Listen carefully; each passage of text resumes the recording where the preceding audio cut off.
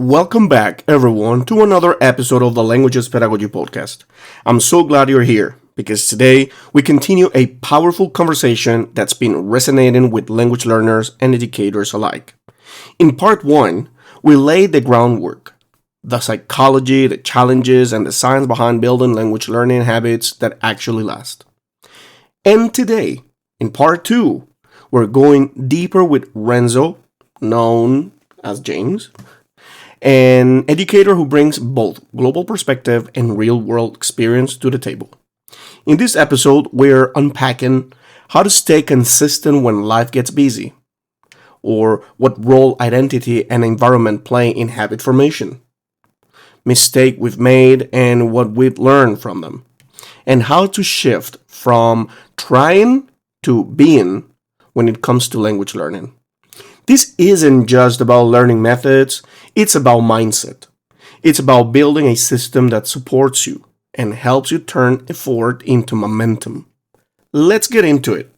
Here's part two of my conversation with the insightful and inspiring James Perucca. Let's get started.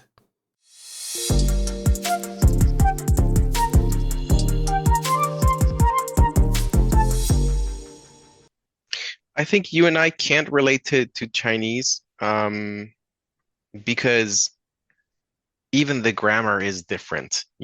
Our language does not really, we have tones, but it's very minor. Like that we have some minor differences in the way that you can say things and mean something else.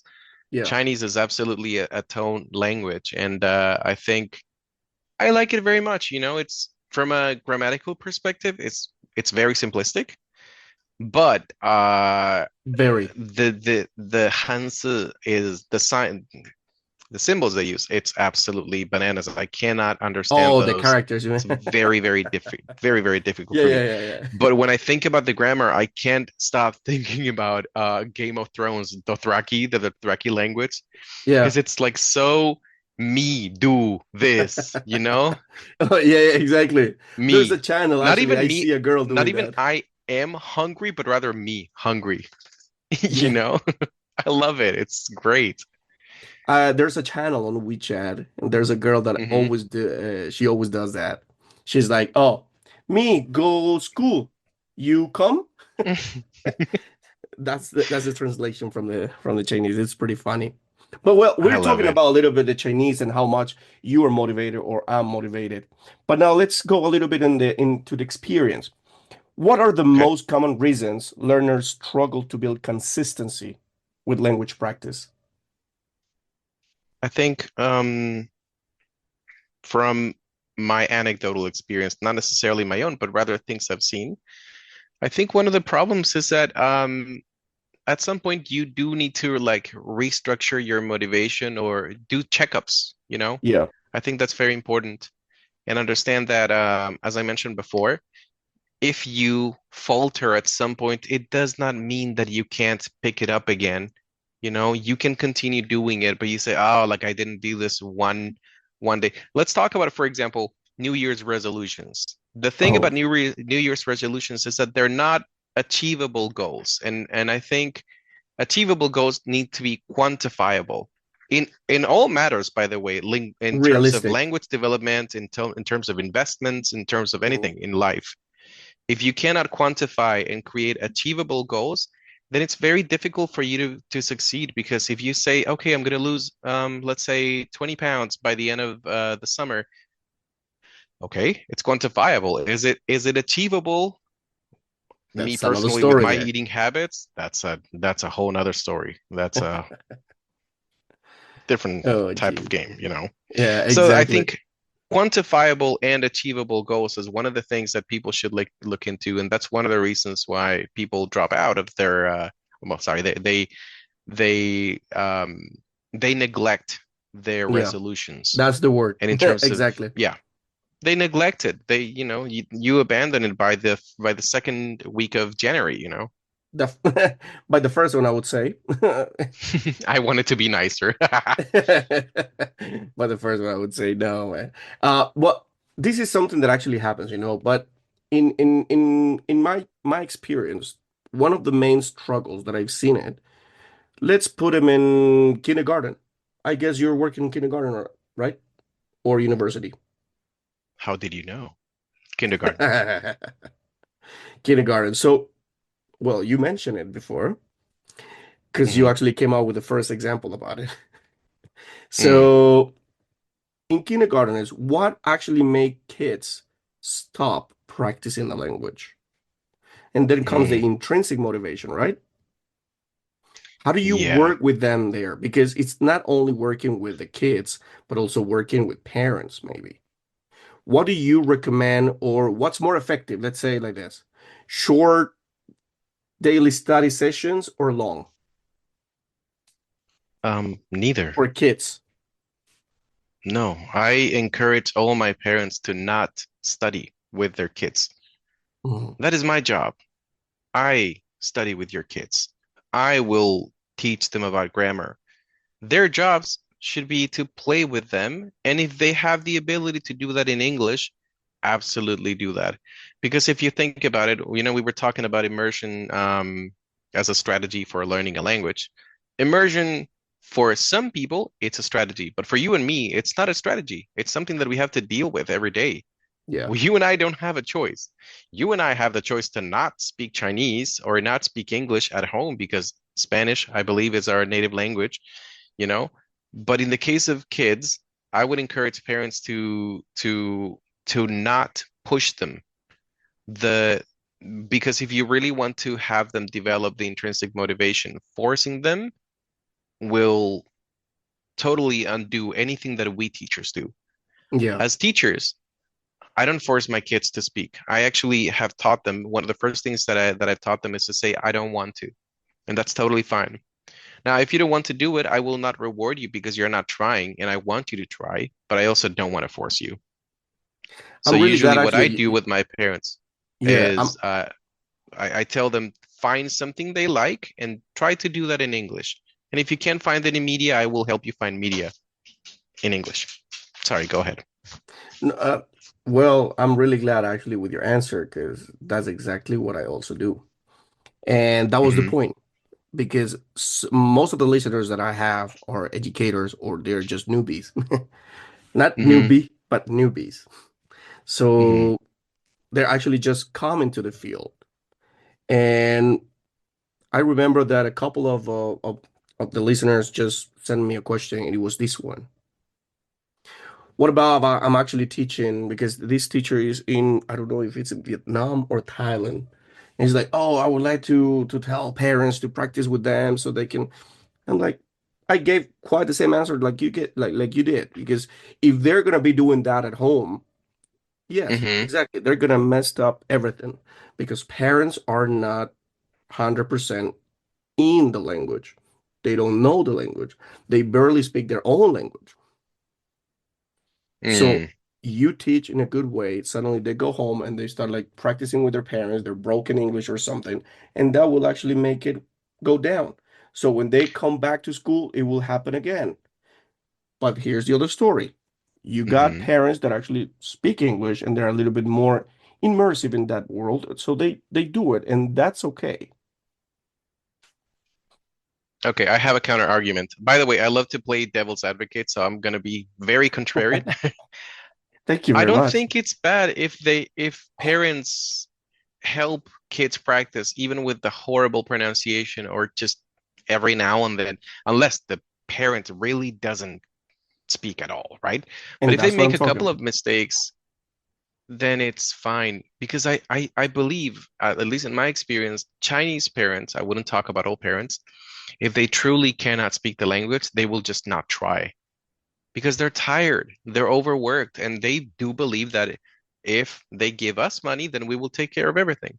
Yeah. There's a fallacy in there, and that's a grander topic of conversation. I believe the whole thing about throwing money at a problem.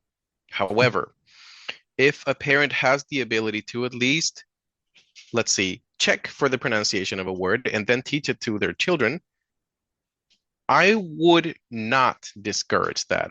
I would I would be thankful that they want to try and they want to commit. My problem is not with their fluency, their grammar, or anything like that, or their intonation, but rather how they're going to approach that. And by Mm. this, I want to bring up the idea that I am a strict yet very loving teacher with my children. But I don't know if parents are going to have their own motivations and their own expectations that do not coincide with mine. That is to Mm. say, why aren't you learning? I taught you the word 5 times. Why didn't you get it by the first time? Why do you do this to me? Why don't you learn? Your sister can do it. You know, those kind of Ooh. expectations, and that can totally happen. I'm not saying it happens. I'm saying it is in the realm of possibilities, and I Yeah. wouldn't want that. For the same reason as a piece of advice to teachers who are being asked, what can I do at home? Try to get a read of your parents. Are your parents, do they have any experience in education, or do they seem like the kind teachers they would be at home? If that's the case, then encourage that. But if you feel like they might be too strict, I would say, oh, don't worry about it. I'll take care of it. I'll take Mm. care of it. Well, that's a really interesting point of view over there. I also agree with that one.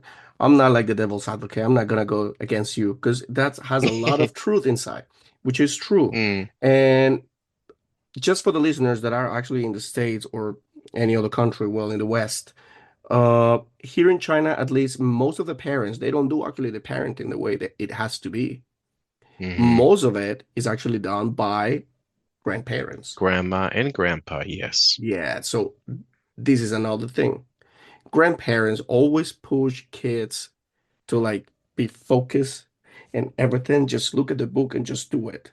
At least from my perspective and my experience here, I've seen it, and that's Hmm. what causing kids level go down after the weekend. Mm.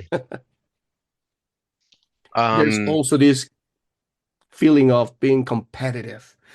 Oh, yeah, I wanna compete. You know, my friend over there is better. No, I gotta be better than them. And then parents are doing that, and they reinforce that at home. And because they want to be the best one or better, they just start doing that type of thing. That the only thing that causes is the level to drop down. yeah. It's a lot of stress.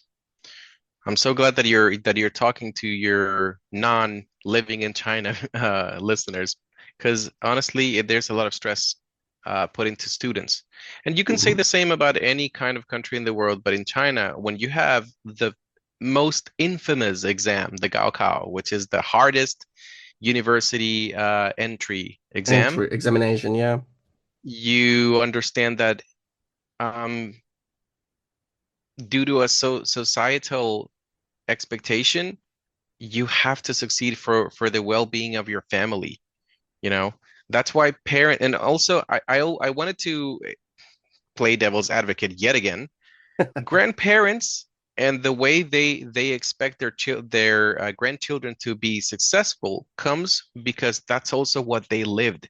So in a way, they're victims of their own upbringing.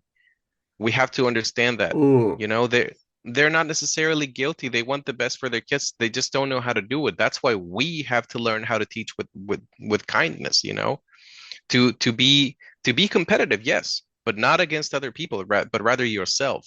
yeah, that's a good That's what one I there. feel, at least. No, and I agree with you as well. No, I gotta say, you got a very good point of view over there. And as a teacher, as a pretty knowledgeable teacher, you can actually just share it to the audience so people can know actually what happens here in China, the reality of that. Yeah, it's Hmm. true that we have that. There's that issue, you know, with the grandparents, and because of the way they were actually living before. China has a history. Just 30 years ago, China wasn't like the way it is now.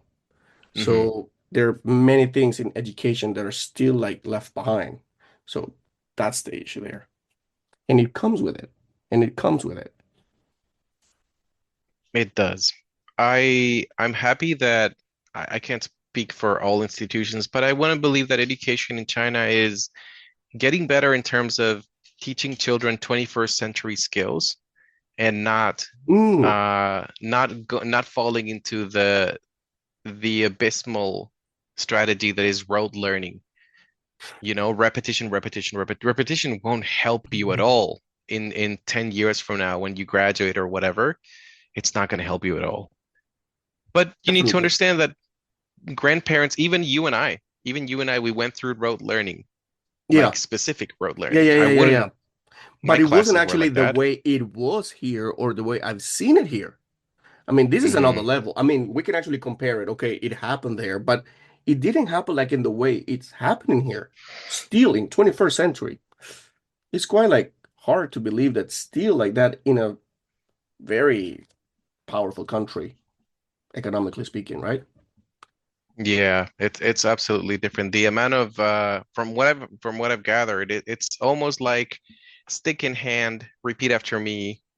If you don't say it right, you got to try again 100 times. That's what I've heard Yeah, from my coworkers' experiences in university and schools. yeah. My experience wasn't like that to that degree, but it was also very do it because I say so kind of way. Not because of like, oh, look at the fun of learning or the Yeah. discovery. It wasn't like that. So now that you're saying about the rote and memorization, what do you think about this platform? You said that you were actually just doing this Duolingo one for Italian. So these apps like Duolingo or Babel or Anki or all those apps, do they actually help you to retain or to learn the language and keeps you motivated? Do they keep you Uh, motivated? And this episode is sponsored by Broad Club Languages at MikeEnglishOnline.com, where learning has no limits. Are you ready to take your language skills, teaching career, or professional growth to the next level? Whether you're looking to master a new language, prepare for international exams, or enhance your teaching expertise, Broad Club Languages is here to help. At MyEnglishOnline.com, we offer language learning for all levels and ages: English, Spanish, Portuguese, Russian, and more. English for specific purposes: business, academic, travel, and professional communication. International exams preparation: IELTS, TOEFL, CEFR, and beyond. But that's not all. If you're an educator, trainer, or aspiring teacher, we also provide workshops and seminars on pedagogy, educational psychology, motivation, classroom strategies, and innovative teaching techniques. Teacher training programs to help you stay ahead in the ever-evolving world of education. Expert insights on language acquisition, student engagement, and modern teaching methodologies.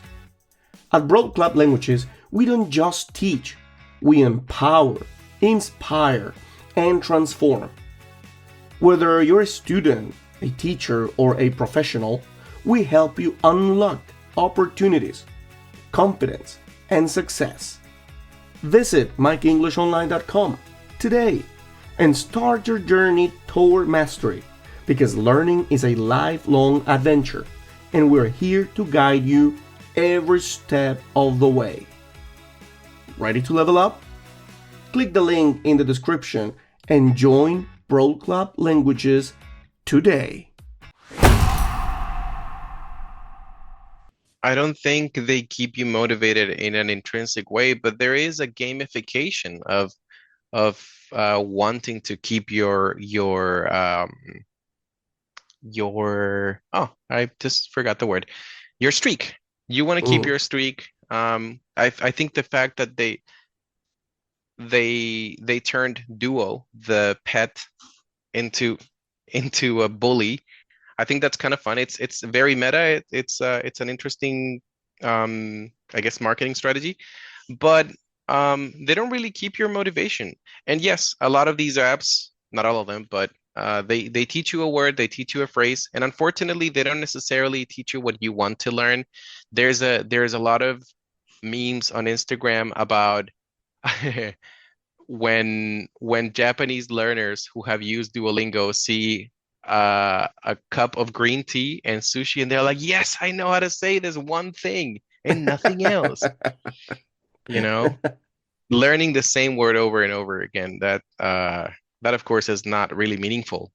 But Yeah. that's why I feel like people need to use this as a tool, not as as a strategy and definitely not as a motivation.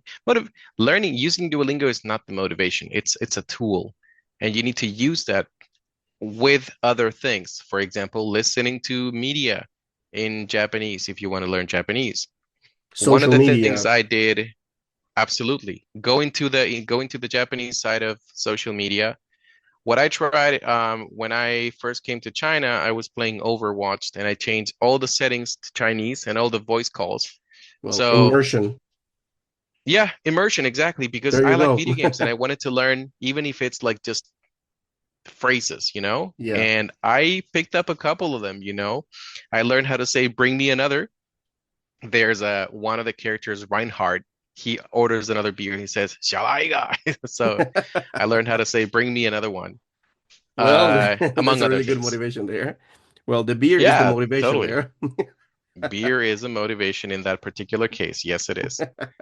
So these tools, in summation, they don't Yeah. necessarily help you with motivation, but if it has a social aspect, like for example with Duolingo, you can have like friend streaks. That's kind of Yeah. cool. If you have someone that you can talk to, someone at work or someone in your own institution, your same school, you can say like, "Hey man, like what are you doing? You're gonna break the streak." And you can Yeah. talk about what you're learning. The social aspect, I mean, there are so Exactly. many studies. There are so many studies. The granddaddy of education also said that. I'm blanking right now. I forgot his name. Not Piaget. Uh, it's I forgot his name, but Dewey mentioned Oh, the do it. social aspect of learning. Yes, and but the gaming is a really good one, and I agree with that one too. I don't know if you try, but in the platform that I'm actually using for teaching online, I Hmm. have this game. All the kids love it. For sure, you know about it. Minecraft. Minecraft is a great platform. Minecraft Right now, is there's amazing. Minecraft Education. Yes, So I downloaded it and I'm using it with the student. Jesus, what a great tool. that's They great. I would really love are to do that. motivated. They really are motivated just because of the game. They want to play the Hmm. game, but they don't know that the way that actually I'm using it is because I really want them to learn the language. But they totally forgot about the language. They just want to play, but they don't see it coming. Oh, they're learning in between. What you are mentioning is something that I'm incredibly passionate about. The gamification of learning is, to me, tremendous. I'm also surprised that I haven't mentioned this before because I'm also it's one of the things that I always talk about. I learned English by playing video games. I Wow. did not. I came from a middle class family. We didn't have like money to pay a tutor or to go to a fancy school. So I taught myself how to speak English by playing video games. By basically, if I was playing Team Fortress 2, I would play with native speakers and I would try to communicate with them. And I had a blast.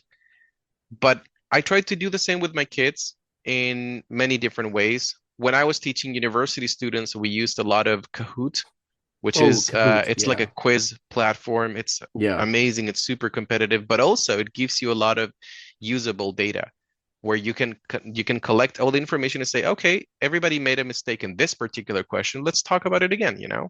Yeah. And in the case of my students who are younger learners, I cannot give them a computer. I don't think they would be able to use Minecraft, but I do like to use themselves as a motivation. What Yeah. do? I take a photo of their faces, I crop it out, I put that on Active Inspire, which is similar to PowerPoint but better.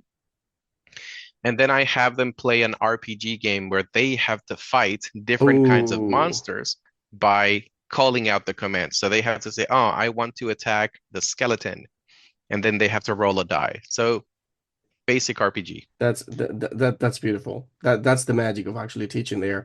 I really like your approach there. That's a really good approach. Using games for learning. That's also a really good one. If you know actually how to deal with it, if you really know how to do Hmm. it. Because what if you just have the game, you just put it there, but you don't know actually how to do it or how to Mm-mm. make kids No, play or how to mix the learning and the gaming there. If you it don't know, has you're to not be gonna do it. intentional. It has to Exactly. be intentional. You need to have a clear purpose, quantifiable. The Otherwise, what goal. you're doing Exactly. is what people used to do back in the days. Just play a TV on the play a movie on the TV and just let them vegetate for like 30 minutes. Well, that was exactly the motivation before, back in the days. It was like, hey, just go watch a movie. You will become Mm, a native speaker. not good Just enough. Not good watch enough. 3 or 4 movies. You will become a native speaker. Um, when I was preparing for this, and I do say prepare because I wanted to mention a couple of interesting studies, but one of the things that jumped to my memory was the fact that I recently played something, the game, I'm forgetting, No Man's Sky. No Man's Sky, it's a great game. It's a space exploration game, but I would encourage you to play this because it has a language aspect. You are yourself, and there are like, if I'm not mistaken, like 3 or 4 more races, Yeah. and you don't speak their language, but they will teach you, each person will teach you one word if you talk to them. So what Mm. happens is this ends up being like a clause kind of game where you won't, at the first interactions, you won't understand anything, but the more you talk to these people, they will teach you more words. And the sentence they give you, they will be like, blah, blah, blah, blah, blah, weapons, blah, blah, blah, blah, money. So you kind of, okay, weapons, money. Is he selling me something or am I buying something? And Yeah. it's so interesting. You can Well, become it fluent in sounds those really languages by just talking to them and wow. exploring the universe. It's Well, that's such it. an Oh, what's interesting what's the name way. of that one? What's that game? No Man's Sky. No Man's Sky. Yeah, Well, I that's believe that's it a came out in PC game or something 2015. like it, right? PC, PlayStation, I believe. I think it's also on the Switch. Hmm. Um, Very interesting No game. Man's Not Sky. for the Well, reasons you might think. If you don't like, I love space games, but when I learned there was a way to learn a language in that game, I was like, okay, I'm sold. I'm gonna be playing this forever. that was it. That's all you Definitely. needed. That's all I needed. Oh I man. don't play it anymore, but it's definitely a game that I would recommend. Well, we've actually discussed about the different motivations that people can be driven to, just to learn the Hmm. language or just to feel that passion, Well, if you have the passion, definitely you're doing it. That's the motivation. If you get the passion, just go for it. That's a good one. But now, how can learners move from I want to study a language to I am a language learner? Oh, I have never thought about this question. How Well, can, that's the point. Let's okay, let's hit me work it again. out together. Say it one more time. So here we go. How can learners move from the I want to study a language to I am a language learner? I think what the sense of achievement that you were talking about before, the idea of the dopamine, but rather more than the chemical aspect, just like be proud of yourself. Um, Back in at least my generation, they taught us to be humble. Everything we did, we have to be like, oh yeah, no, I could be better, but I can do this. I think I would much rather my learners to feel proud of themselves and to be like, hey, you know what? I may not be the best Italian speaker, but I survived the trip to Rome. I survived a trip to Rome. Or hey, even something as simple as I don't feel afraid of speaking with foreigners, which is a big thing in China. Exactly. Yes. Um, I think it comes to the sense of achievement. To say that you're a language learner is not a transitory thing. You will always continue to learn language because language Yeah. continues to evolve. Yeah. It's as simple as that. There are phrases that we don't use anymore. There are And there's there are phrases that are vernacular new being now. developed on TikTok every second. I mean, sweet fancy Moses. There are phrases and words that we don't say anymore and that TikTok just like keeps creating more phrases. The internet. Well, I got my own opinion about it. I don't like TikTok, to be honest. Those type of Hmm. shorts or TikToks, 1 minute, 30 seconds stuff that people just get scrolling, scrolling, scrolling. If there's no a Hmm. real purpose there, I mean, it's totally useless. I wouldn't actually just recommend it to anyone. That aspect is absolutely detrimental. I also do not like the idea that people cannot, you know, um, commit to a kind of media for more than 30 seconds. There are studies already that say that it's detrimental. But what I was mentioning is basically it's a hyperbole of what already happened on forums 15 years ago, even on Yeah, Facebook. It's not necessarily something inherent to TikTok, but rather the internet itself. Phrases and sentences and expressions are being made every day. yeah, that's true. That's true. Well, new phrases come in, phrases that are not actually used anymore. Uh, Definitely. We gotta actually keep on doing that. And yeah, that's why I actually asked you that question, to become a language learner, to I want to learn and being a language learner, it's totally different, right? How you get actually to that step is intrinsically motivation, I think. All in all is intrinsically motivated by something. It doesn't necessarily have to be intrinsic. I think there's nothing wrong with wanting to get better at something for a specific purpose. Mm, Um, what matters is that you understand your motivations and how far you're willing to go to maintain your discipline. yeah, that's true. So now this one drives me to the following question. If you had to summarize your habit building philosophy in one sentence, what would it be? In one sentence. Yeah, Mm, your habit building philosophy. What would it be? be constant, be observant, and be purposeful. That's a good one. That's Yeah, it. I think if perfect. you have that trifecta, if you have that triforce, if you will, then That reminded me of it Star becomes Wars. easier. The Star Wars. Yeah, I don't know why Why? it came to me. Star Wars. I don't know. Oh, maybe you You make heard it the word sounds like that. force. Because I said Oh yeah, yeah, the Force. triforce, Yeah, yeah, yeah, yeah, triforce. yeah, yeah. The Force be with you. Sure.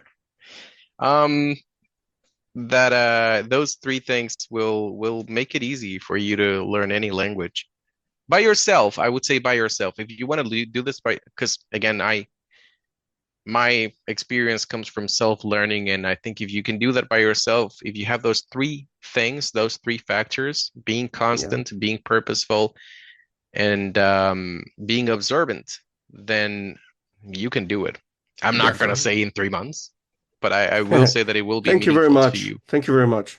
I'm really glad actually you're just saying that because you didn't become that devil's advocate in this one. Thank you very I much. don't want to do that. Okay. There I can only go Thank so you. far. That's pretty good. So now, we're just getting actually to the end, and I would like to hear any final words of encouragement for our listeners, maybe teachers or students, about this motivation stuff or this learning process. Um, well, I have two different messages. I want to encourage anyone who wants to learn a language to do it because even though it seems like globalization might be coming to an end, it's still very nice to talk to people who are different from you, from your culture, from your background. Great.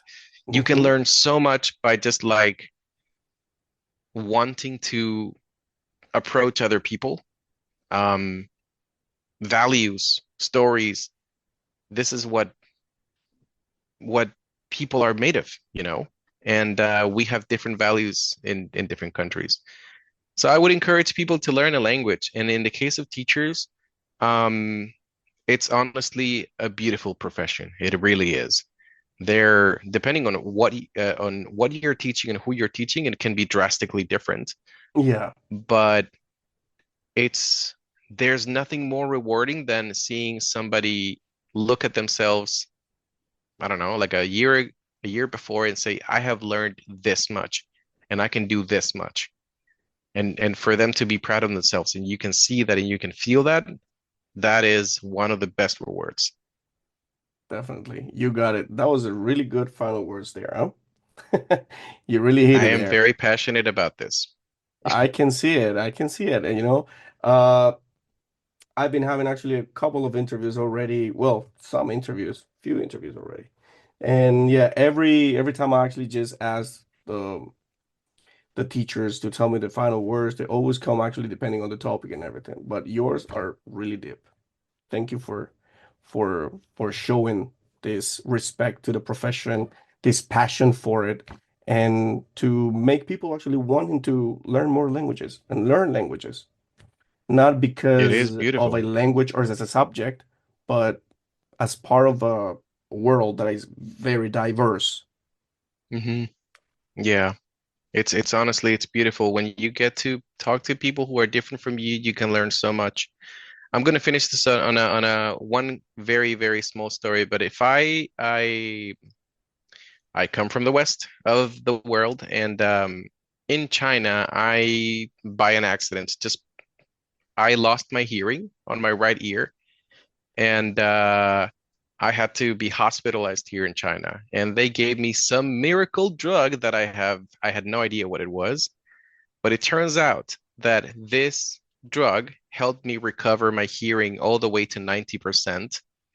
And I couldn't understand why this didn't happen in the West. Turns out many of the studies that this drug had been based on have never been translated or attempted in the West. And if only, can you imagine just how much we would gain if people would talk to each other, if documents were Wow. translated and people understood different languages, how much knowledge we would have as a global community if we could all Yeah. talk to each other, it'd be amazing. And Wow. thanks to that, I can hear again. So I'm very happy about that. Wow, that's a really good one. Wow. Hmm. Didn't know actually about that situation there. Just because it wasn't translated. Crazy. Yeah, Well, that's another motivation there just to learn, right? There's so many things absolutely. actually out there that you can just get to know. Not because you speak English, that means that you can actually know everything. But no, you learn one language is learning another world. Different worlds, Yeah, you it get to is. It know really is more, like that. It's like definitely. switching into another world, it's like teleporting to another world. And that's another conversation there because learning a language is actually making you a different person. And that's a psychological perspective, and Oh, that is something that I'm really passionate about as well, to find out the roots of this psychological process. You speak English and then you become one person, but then suddenly language when ego. speaking, yeah, when you speak English, actually you can become more open to talk. But what happens when you speak Spanish? You become, I don't know, more much happier, let's say like that. And let's become a little bit stereotypical, and then we just have this other language. You suddenly you speak Russian, and then you become a little bit more like kind of a mad dog face over here. It's like, yes, I'm happy. Like, I don't know. It changes the psychological aspects there. How the language changes people and changes the perspective or how you see your Mm. surroundings and how you even feel it. I Just like have the word seen that and I love. have felt that. Every language I learn, I think I become a different person. That is called language ego. It's absolute. Mhm. It's so interesting as a topic. I I wish we had more time to talk about that, but I think it's fair that somebody else can delve into it, and provide their experiences. It is It's very a cool. beautiful topic. Yeah, and well, to finish this, thank you very much for being here and to share your experience. It's really valuable. And again, I'm really happy to have many teachers around the world just to connect and create this network. Because Hmm. sometimes teachers feel like they're alone in this world. They got no one over Right. there, or they feel their job is not valued like the way it has to be. And teachers like you are really good actually for everyone to get to know that teaching is not just a subject, or teaching is not just a regular profession. It's something cool. Thank you so much. When you call it a cool thing, I've never heard anyone say that teaching is cool, but it absolutely is. I love Honestly, this is teaching. the first time I've heard it like that. Well, I'm glad you heard it. But yeah, that's what I think about teaching. So again, thank you very much, and I hope I can actually have you again. Why not? If you have the time, if Absolutely. you're not Thank that you. busy. We can make time. I first of all, I wanted to say thank you so much for having me. I evidently could talk for hours about teaching, so I'm hoping that if at least I can reach one person who is hesitant about learning a language or becoming a teacher, please absolutely do it. You don't have to thank me. You don't have to do anything. Just be kind to yourself and be kind to others. And if we get to speak again, I welcome it. I will do it if time allows. Go ahead. Perfect. That sounds great. So let's do it. Thank you very much, and see you next time, man. Thank you. See you next time. Thank you very much.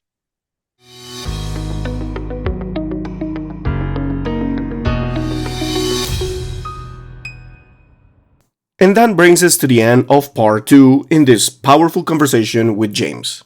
We've unpacked not just the science of habit formation, but the real life process of making language learning a sustainable part of who we are, not just something we do. If there's one takeaway from today, it's consistency isn't about perfection. It's about showing up, adjusting as needed, and trusting the process over time. It's not always easy, but it is possible, and it's worth it. Thank you so much for listening, for learning, and for being part of this global community of passionate educators and lifelong learners. As always, I hope this episode left you with insights you can apply anytime and the inspiration to keep moving forward. Until next time, stay consistent, stay curious, and never stop learning.